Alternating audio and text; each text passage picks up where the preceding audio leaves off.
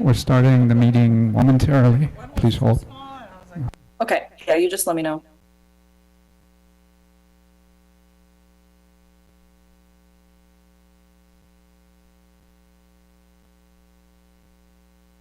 Rosalie, can you hear me? Yes, hello.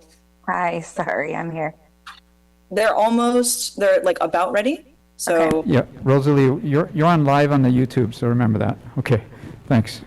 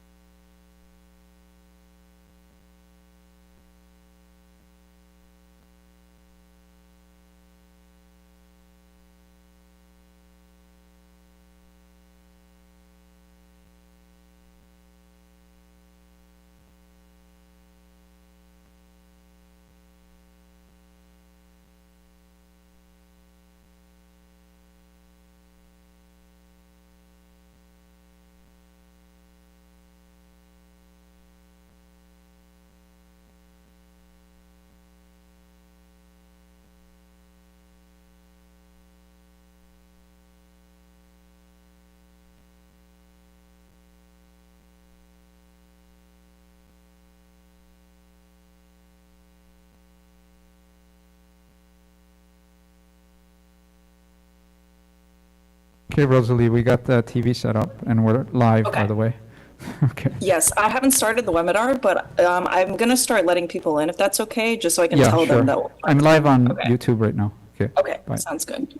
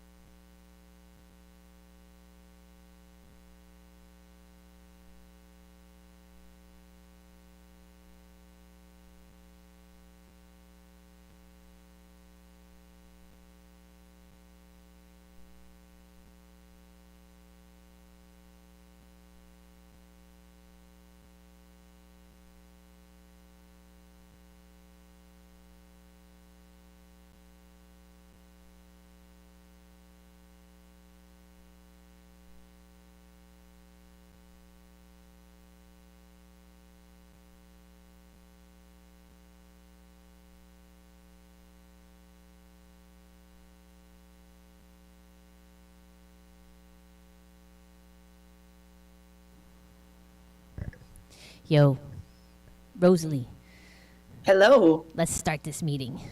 Okay, can we also check, I just wanted to check if Andy Zellinger on EPA is correct only because he wasn't on Karen's list, but if someone can just confirm. Yes. He's with EPA. He probably won't be speaking. Okay, great. Okay, gotcha. Thank you. I will definitely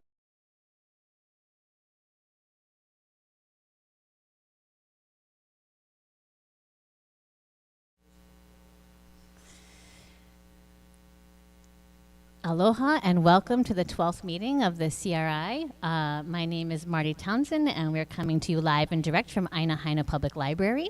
Here to talk about the Community Representation Initiative for Red Hill. We'll start with our Oli.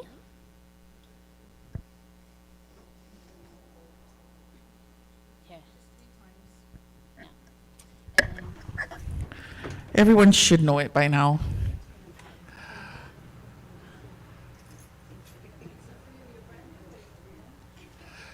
So it's Oli written by Kumuko'ekapu Kalani Hewitt, and it just helps us to center our focus on why we're here, which is for the vai, which is for the water.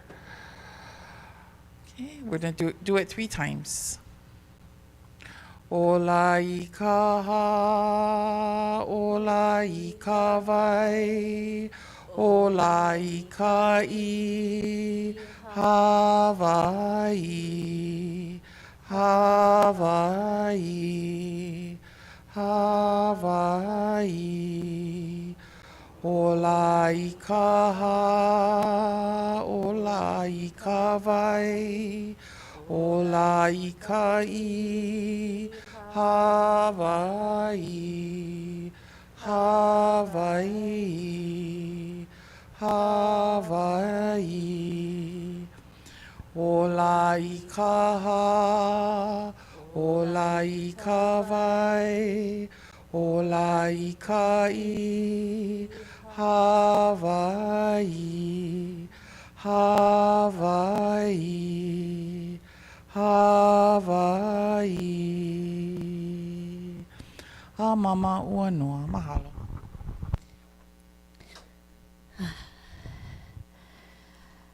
All right, so we'll start this meeting first with some introductions because we have several new CRI members joining us, and then we'll get into the business of it. So let's just start down the line and we'll just go all the way down. We can reintroduce everybody. Take it away, Melody. Oh, okay. Aloha. Thank you very much. My name is Melody Aduha. I am a CRI member representing an organization which is the Environmental Caucus of the Democratic Party. Aloha, my name is Mia Lisa Otis. I am a protector of Vai and Āina. I'm also on the advisory board of Pu'uhonua o Wailupe, and I stand here to protect the Vai. Mahalo. Aloha, my name is Marty Townsend. I am an at-large member of the CRI. I'm an environmental attorney by training, and I live in Kalihi. Hello, my name is Tara Sutton, and I am on the CRI as representing the affected family members, and I am co-chair as of tonight with Shannon. I'm Shannon Benz, also prior Red Hill Fuel Facility around 2020 through 21-22 timeframe.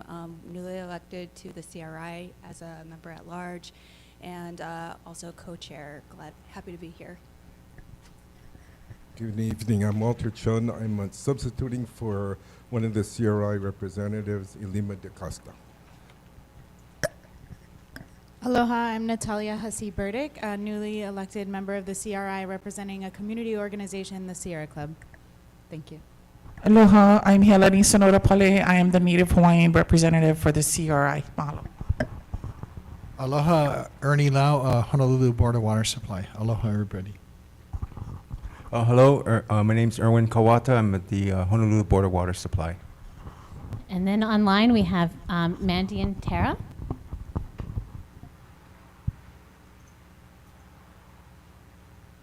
Aloha. Aloha, can you hear me? Yeah, go ahead, Mandy, and then Tara after. Sure. Aloha. My name is Mandy Feint. I am a prior Ford Island resident and an impacted family. I serve on the CRI to represent those impacted families, particularly those of us who have moved off island. I will not be turning on my video tonight. I'm about 1 week post-back surgery. So I am listening in from Virginia tonight. Thank you all. Good to see you all. Thank you, Mandy. Tara? Aloha, Tara Rojas. I'm here on Oahu, and I am here by request to serve on the panel. Mahalo. Thank you very much.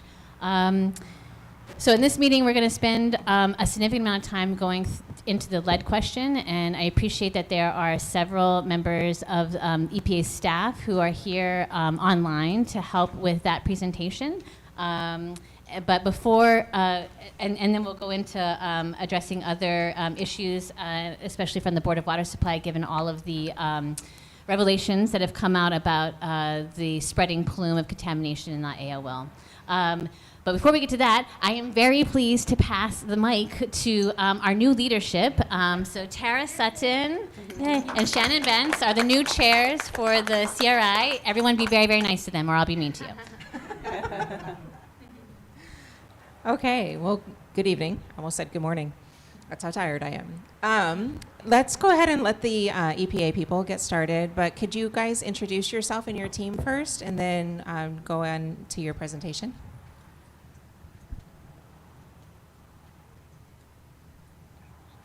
Okay, I'll just start off by introducing myself. This is Amy Miller. I'm the director of the Enforcement and Compliance Assurance Division, and we have some folks from our drinking water office here to talk about lead based on last month's conversation around lead sampling. So I'm going to pass it on to Luis. Hi, everybody. My name is Luis Garcia Bacarich, and I am manager of the drinking water office in EPA Region 9 in San Francisco. I'm going to be leading the or presenting in a few moments on the lead and copper rule. I'll be doing so with my colleague Claudia Espinoza, and maybe Claudia, you could introduce yourself. Hi, my name is Claudia Espinoza. I think many of you already know me. I am the drinking water lead for Red Hill, and I will be co-presenting tonight as well for lead.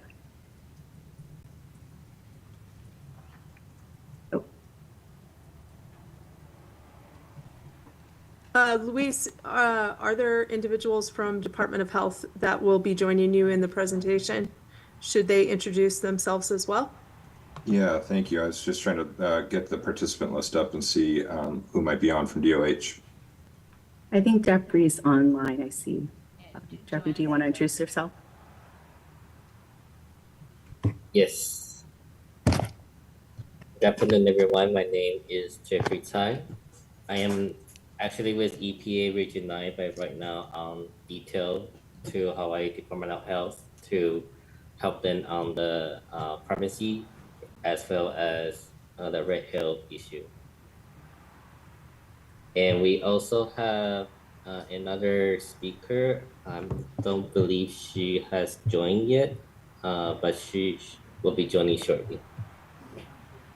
Joan Corrigan is not admitted as a panelist. If you could please put her on as a panelist. Thank you.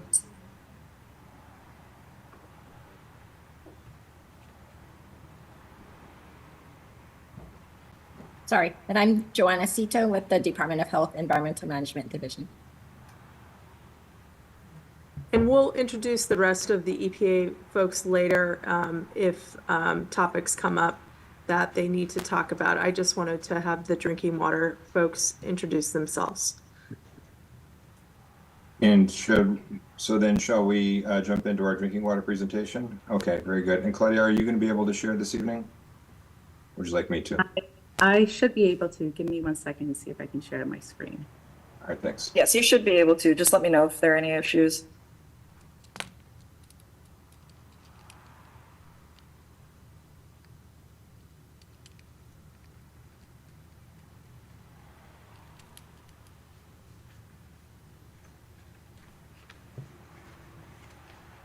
Okay. So let me go here into presenter. I feel like I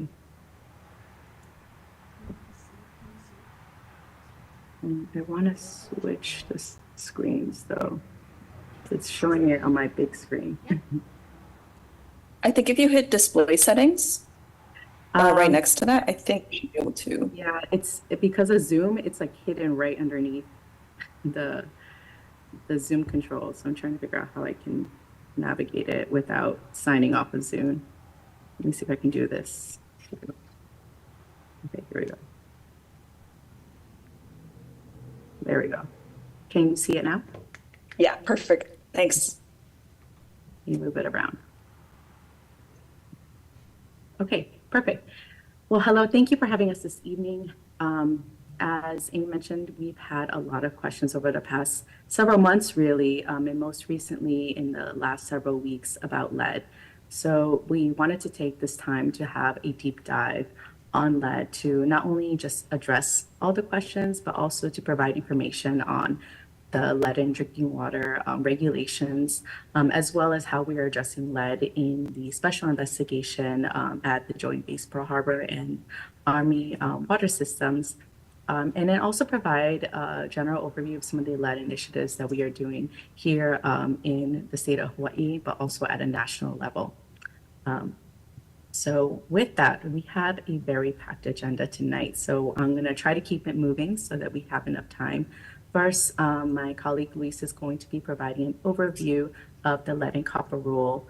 Then Hawaii Department of Health will be providing their review of the Joint Base Pearl Harbor system's compliance with the lead and copper rule. And then I'm going to be talking about specifically lead testing under the long-term monitoring and extended drinking water monitoring plans. And then both EPA and DOH will talk about the lead initiatives that are being done on a holistic level to reduce exposure of lead in drinking water.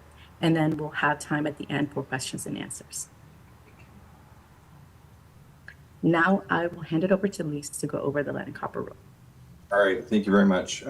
Again, my name is Luis Garcia-Backrich with the EPA Region 9 Drinking Water Office. And if we go to the first slide, please.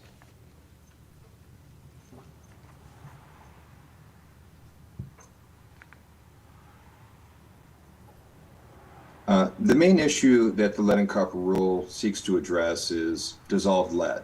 As many of you are probably aware, lead comes from plumbing materials, very rarely from the source. The most hazardous of the plumbing materials is lead pipe, which are a minimum of 99.7% pure lead. Then there's lead-based solder and brass with high lead content on the surface that water is exposed to. EPA has been working to address lead in drinking water for many decades and banned lead nationally in 1988. We have continued to further restrict the amount of lead in plumbing materials since then.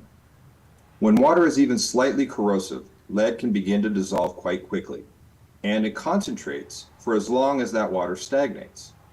The stagnation is important to keep in mind when you think about various aspects of the water distribution system, both the utility-owned distribution mains and service lines, and privately owned premise plumbing within a home or a building.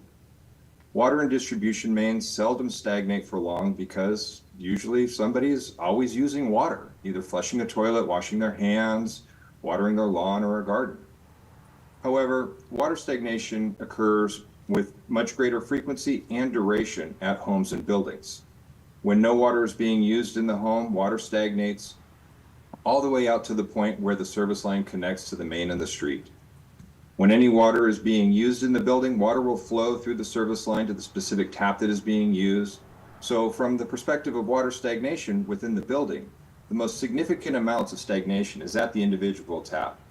So please also keep in mind that each building and home has their own unique schedule and water use patterns.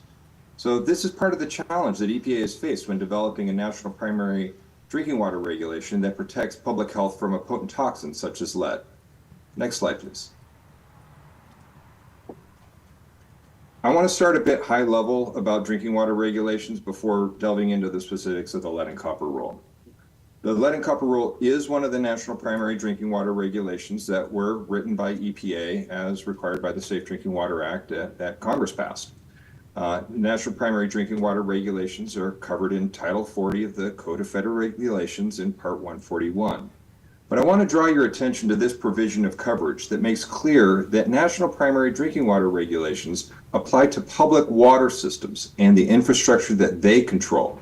There is no provision within the national primary drinking water regulations that apply to property owners, landlords, property management companies, anything like that. Next slide, please.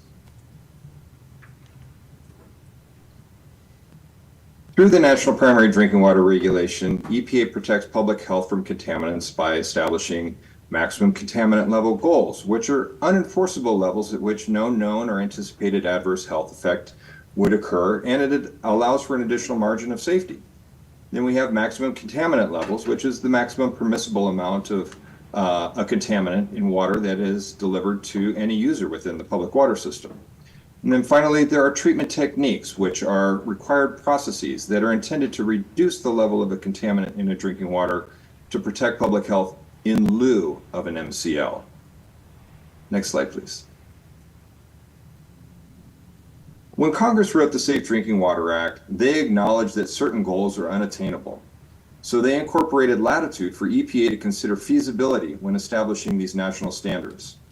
And with respect to treatment techniques, the Safe Drinking Water Act states that if in the judgment of the administrator, it's not economically or technologically feasible to establish an MCL for a contaminant, a treatment technique that leads to the reduction in the level of such contaminant sufficient to protect public health must be adopted. So compliance with MCLs is determined within the portions of the distribution system that are owned and controlled by the water system. Most are at the point after treatment where the water enters the distribution system. The lead and copper rule is trying to reduce harm from a contaminant that originates from a point beyond the control of the public water system. So hopefully you can understand that an MCL was determined to be inappropriate for lead. However, EPA can require water systems to manage their water chemistry to reduce corrosion, so a treatment technique was established for lead. Next slide, please. There are actually 4 discrete treatment technique requirements under the lead and copper rule. The first one you see at the top, corrosion control treatment, applies to all community water systems, such as Joint Base Pearl Harbor Hickam, and to non-transient, non-community systems, which are water systems that serve the same people regularly, but people don't actually live there. The other 3 are triggered when action levels are exceeded. I'm going to spend a bit of time in the next few, in a few slides from now, talking much more about how the action level is exceeded. But I want to take this opportunity right now to plant the seed that the action level within the context of the lead and copper rule is really only a measure of the effectiveness of corrosion control treatment. The action level is not a health-based level. I do think that the action level is really one of the most misunderstood parts of the lead and copper rule. So I am going to spend some additional time on that. Building on what I just said, that the action level is only a measure of the effectiveness of corrosion control treatment, the reason why the action level is critical for the other treatment techniques is because that those requirements are fallback measures if corrosion control treatment alone is not sufficient to reduce lead concentrations in water, in tap water samples. Before I get into how to determine if the action level has been exceeded, I'm going to use the next 2 slides to demonstrate how sampling results are used to measure the effectiveness of corrosion control treatment. Next slide, thank you. All right. I've been speaking about effective corrosion control treatment. In the lead and copper rule, the regulation uses the word optimized, but that really just means effective. Acknowledging that there are no known safe levels of lead in drinking water, you can see in the top box about optimal corrosion control treatment that the federal regulation actually defines what optimal or effective corrosion control treatment means. And that is treatment that minimizes lead concentrations. Please note that it does not say eliminates. The 2 lower boxes that I posted here on the site cover initial determinations of the effectiveness of corrosion control treatment, and they're based on 90th percentile results from tap water samples. For small and medium-sized water systems, these are water systems that serve less than 50,000 people, they only need to meet the action level. Large water systems have a higher bar. Large water systems need to have their 90th percentile results below the practical quantitation level, or the PQL. So what's the PQL? Let's get into that in the next slide, please. Working off the previous slide, we see here that EPA's gold standard for optimized or most effective corrosion control treatment is a system with 90th percentile results below 5 parts per billion. So just please see the note there that 0.005 milligrams per liter is essentially the same as 5 parts per billion. Apologize if I hadn't covered units before. But keep this in mind when Department of Health talks about lead and copper rule compliance in a minute. This 5 part per billion number is quite significant. If you've been able to follow kind of all of my regulatory gobbledygook, you might be wondering about what about like large water systems that are above 5 but below 15. The short answer is that they need to follow a set of steps established in the lead and copper rule to install additional treatment. If you'd like to learn more about that, I do offer a half-day training that I present to water utilities and other regulators. I've been promising to get into more details about the 90th percentiles, and so let's jump into that right now. Next slide, please. As previously noted, federal standards take feasibility into consideration when establishing requirements for public water systems. EPA acknowledges variability of water stagnation from location to location that can impact lead concentrations in tap water. So when establishing the treatment technique trigger for the lead and copper rule, and as I demonstrated in the previous 2 slides, EPA determined that a well-run public water system should be able to achieve lead concentrations of 15 parts per billion or less in 90% of their samples. This also means that EPA acknowledges that up to 10% of the samples can be greater than 15 parts per billion. And I would also like to note that EPA did not establish any sort of upper limit for detectable lead. Over the next couple of slides, I'm going to demonstrate really quickly how 90th percentiles can be determined, so you understand what an action level exceedance looks like. Next slide, please. So we're talking about how 10% of the samples can be greater than 15 parts per billion. If we have 10 samples, for example, then we see that you can have one really high sample. In this case, that's 10,000 parts per billion. That is astronomically high. The second highest, which is sample number 9, which would be the 90th percentile result, is 15.4 parts per billion. Because of significant figures, 15.4 would actually round down to 15. And so this would actually not be an action level exceedance. And I'd like to draw your attention that all the rest of those results are right at 15 parts per billion. This is not an action level exceedance, even though we have lots of detectable lead. Let's take this a step further in the next slide. So let's say a utility has been collecting 100 samples, right? 10% of 100 is 10. So we're going to take our 10 highest samples that you see here, and they are all really screaming high. And we're going to put them aside, and we're going to take a look at sample number 90. And this is, again, the 90th percentile result. And as I explained on the previous slide, 15.4 rounds down. Let's take this one step even further. Now, let's say you had a sample pool of approximately 8,000 samples. The 90th percentile result from that sample pool would be sample number 7,200. So even if you had 100 sample results over 15 parts per billion, that would still be less than 2% of the samples, which is nowhere near the 10% threshold needed in establishing the lead and copper rule. Next slide, please. As many of you are very well aware, the lead and copper rule is highly prescriptive in how the samples are collected. It describes the specific locations where the samples need to be collected, and it describes the method in which the samples need to be collected. That method is a 1-liter sample that is a first draw collected from a kitchen or a bathroom sink on the cold water side after that water has been stagnating for a minimum of 6 hours. So essentially no, usage of any water usage in the home.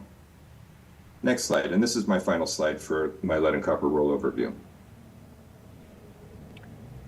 As I've mentioned several times throughout these past number of slides, the lead action level is not a health-based level. Sampling in accordance with the process that I just talked about is only to determine the effectiveness of corrosion control treatment throughout the system and to determine if other protections are necessary. I would like to add that the lead and copper rule requires that when tap samples are collected under the lead and copper rule, the lead results need to be made available to the people that consume water from the tap that was sampled. In my many years of reviewing lead and copper analytical results, I've never found a false positive lead result. From my perspective, every lead result is real and should be taken seriously. While the lead and copper rule may not feel entirely satisfactory with respect to the level of protection that lead demands, I hope that this presentation has provided an understanding of what triggers regulatory action for a drinking water utility under the National Primary Drinking Water Regulations. And with that, I will turn it over to the next presenter.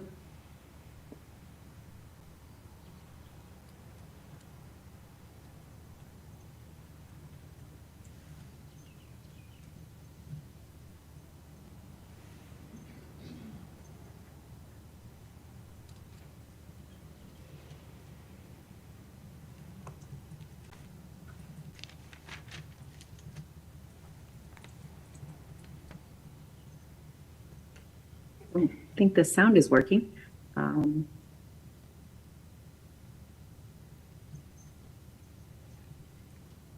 Who's the next speaker? Sorry. It's Department of Health, but they actually recorded their slides, so it should be playing automatically. I'm trying to see if there's something I need to do in order for it to play.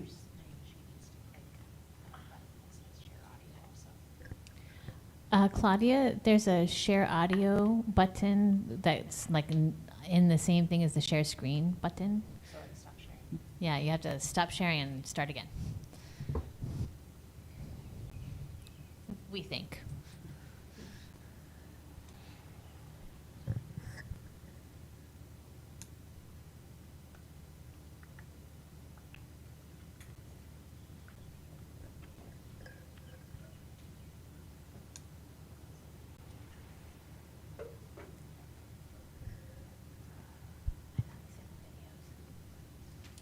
Let's see if this works now. I did reshare the sound. Environmental engineer. I am with EPA Region Working. 9 for over 9 years and is currently on detail to Hawaii. Can you make it a little louder, please? Now we have covered basic. Yeah, make that go all the way. Yeah. Thank you.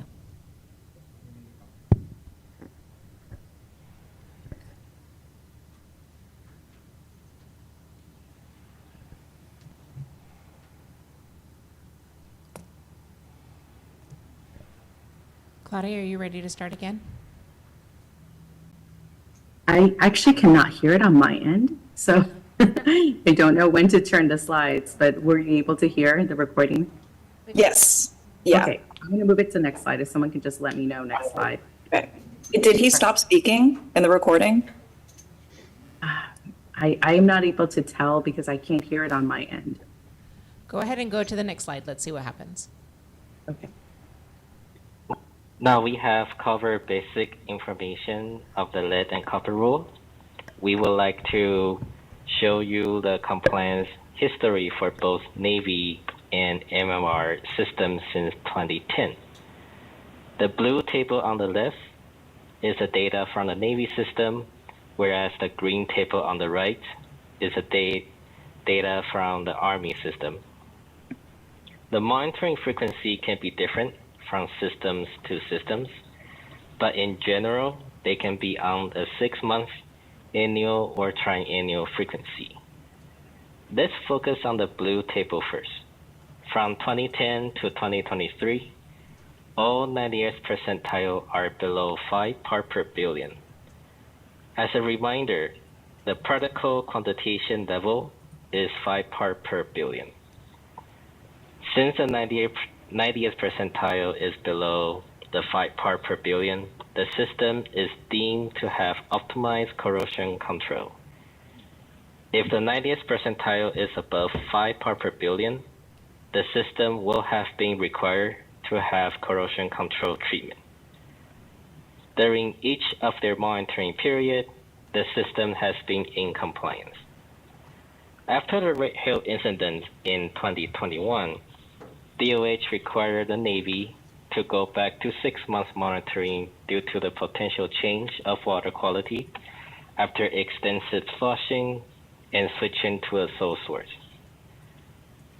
After 2 rounds of samples with 90th percentile below 5 part per billion, which you can see in 2022, first round and second round, the system is now on annual monitoring period. In short, the compliance data indicate that the Navy system does not have corrosion issue. As for the AMR system, which is the green table on the right, has similar results. From 2011 to 2023, all 90th percentile are below 5 part per billion. Since the Army system is a medium-sized system, meaning the system is serving greater than 3,300 and less than or equal to 50,000 persons, the system is deemed to have optimized corrosion control if 90th percentile is below 15 part per billion. Similar to the Navy system, the AMR system had also switched to 6 months monitoring after the Red Hill incident. Right now, they are on annual monitoring this year. In summary, both Navy and Army system are in compliance to the lead and copper rule. Now I will hand the mic back to EPA.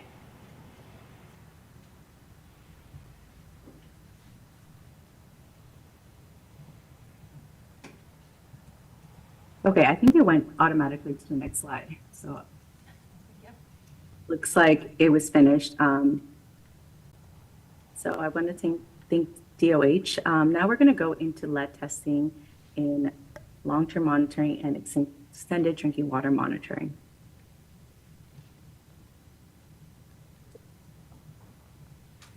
Okay, so just to kind of go back, on November 29, 2021, Department of Health issued a public health advisory recommending the Navy water system consumers to avoid using water for drinking, cooking, or oral hygiene following a fuel release impacting the drinking water source for the Navy's Joint Base Pearl Harbor Hickam public water system and also the Army's Aliamanu Military Reserve public water system.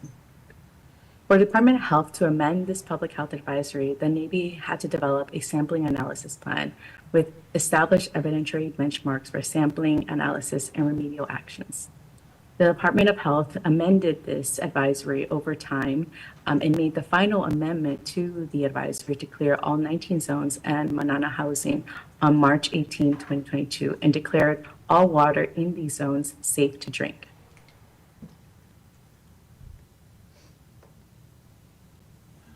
The sampling analysis plan constructed a long-term approach to monitor the water system following the removal of the public health advisory. The Drinking Water Long-Term Monitoring Plan, or LTM, for the Joint Base Pearl Harbor and AMR water systems was developed by the Navy and Army to fulfill this post-drinking water advisory requirements of the sampling analysis plan and was approved by DOH and acknowledged by EPA on June 16, 2022. The long-term monitoring plan was intended as a surveillance tool to ensure the drinking water system was free of petroleum and response byproduct contamination over the course of 2 years. I want to emphasize that the monitoring completed under LTM was in addition to the regulatory drinking water monitoring that these water systems still needed to complete.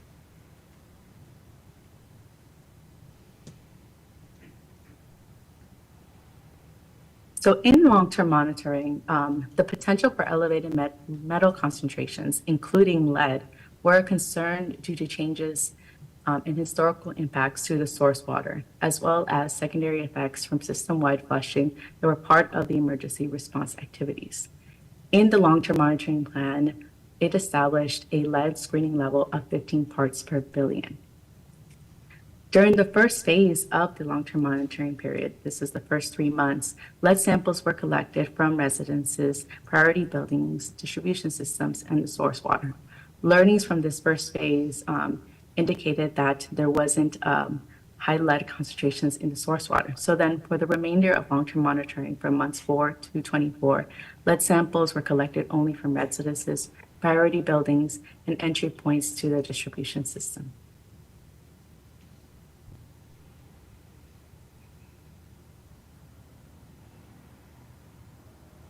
So during long-term monitoring, there was 8,579 samples collected to test for lead in 6,341 locations. Of these samples collected, 2,656 were non-detect, meaning that it was below the detection level of the analytical instrument. There were 5,897 detections of lead concentrations above the method detection limit. Of these detections, the great majority were below 5 parts per billion. As we discussed earlier in the lead and copper rule presentation, EPA's gold standard for optimized corrosion control treatment in a water system is 90th percentile results below 5 parts per billion. Though this is not regulatory sampling and following a different methodology, it puts into perspective that the lead detections that were seen in long-term monitoring were very low and a good indication that the water system's effectively minimizing lead exposures. During LTM, there were also 26 lead detections above the screening level, for which you can see a geospatial layout of these detections in the image to the right.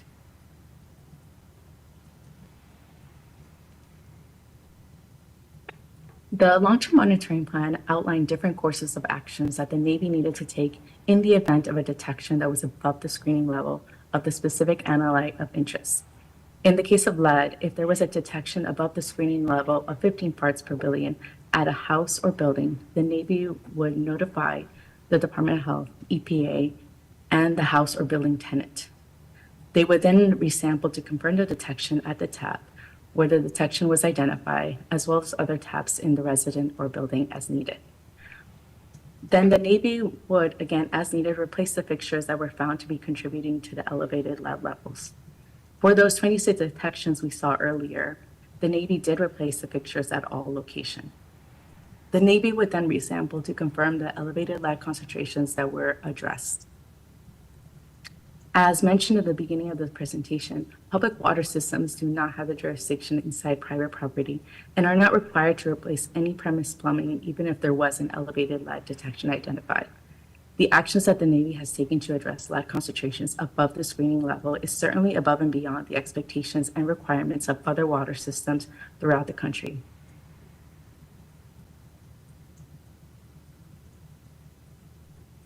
So from LTM, there were approximately 65% of all residents that were sampled within the 20 zones. What we found was that there was no evidence suggesting that lead concentrations above the screening level were due to the November 2021 fuel release. Elevated lead concentrations above the screening level were at residents and building taps were mostly associated with premise plumbing.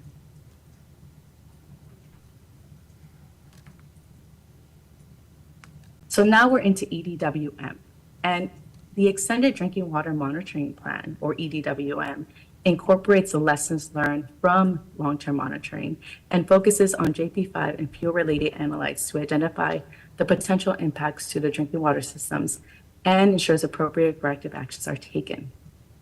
The Navy has committed to testing residences that were not tested during long-term monitoring, so this is about 35% of the remaining residences, plus Manana housing. By the end of extended drinking water monitoring, 100% of the residents served by the Joint Base Pearl Harbor Hickam and AMR public water systems would have been tested during LTM and EDWM. In EDWM, lead is being tested at the remaining residences and monthly at priority buildings, such as schools, childcare centers, and medical clinics.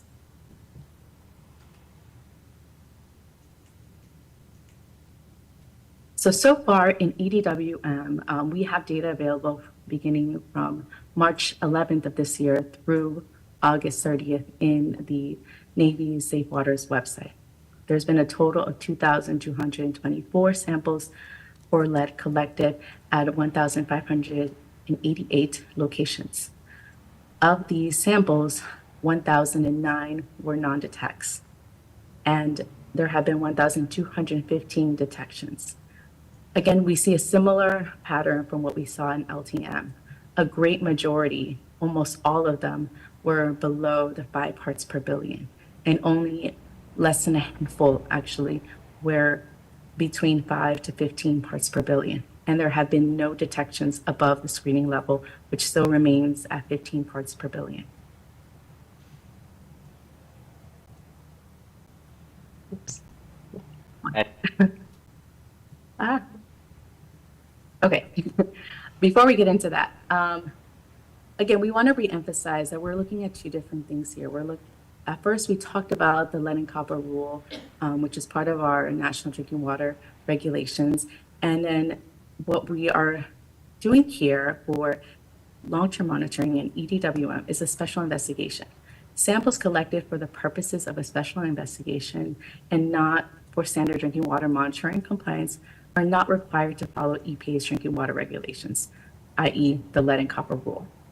The Navy's long-term monitoring and extended drinking water monitoring programs were developed to continue to investigate the potential impacts of the November 2021 JP5 fuel release at the Red Hill Bulk Fuel Storage Facility to the Joint Base Pearl Harbor HICM and AMR water systems, and therefore sampling protocols were established as appropriate for this investigation.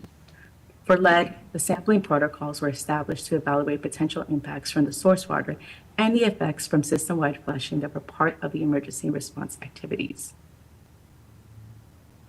So with that said, I'm going to pass it over now to Department of Health, and this is again going to be another recording, so hopefully it moves on its own. And they're going to do a bit of a apples to oranges comparison. We know that these are two different initiatives, compliance sampling and then special investigation. But for the purposes of this discussion, we wanted to kind of show how they do compare to each other, looking at the values. So I'm going to move to the next slide. As EPA mentioned, data from LTM and EDWM are non-compliant samples. Due to the difference in sampling procedure, the comparison is not really apple to apple. However, for the sake of comparison, here's a table showing data from the Navy system. From the earlier slide, we have already mentioned that the Navy system is in compliance to the lead and copper rule. From 2022 to 2023, all 90th percentile are below 5 part per billion. This table shows more detail on the data. From 2022 to 2023, the Navy had conducted 3 rounds of lead and copper sampling. One of the sampling rounds has range of detection from less than 0.5 part per billion to 14.12 part per billion. This is the only detection during these 3 rounds period.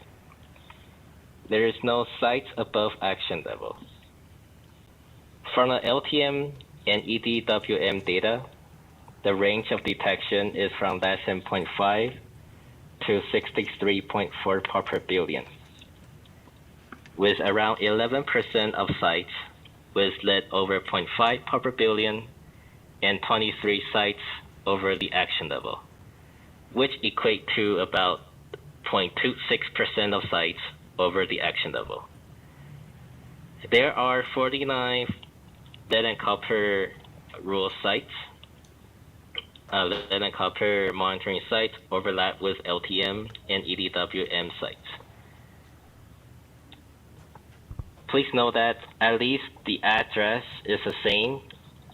However, the actual faucet may be different because for LTM and EDWM, these sites typically the furthest point, such as second floor bathroom, whereas for lead and copper rule, those sites are typically taken from the kitchen sink.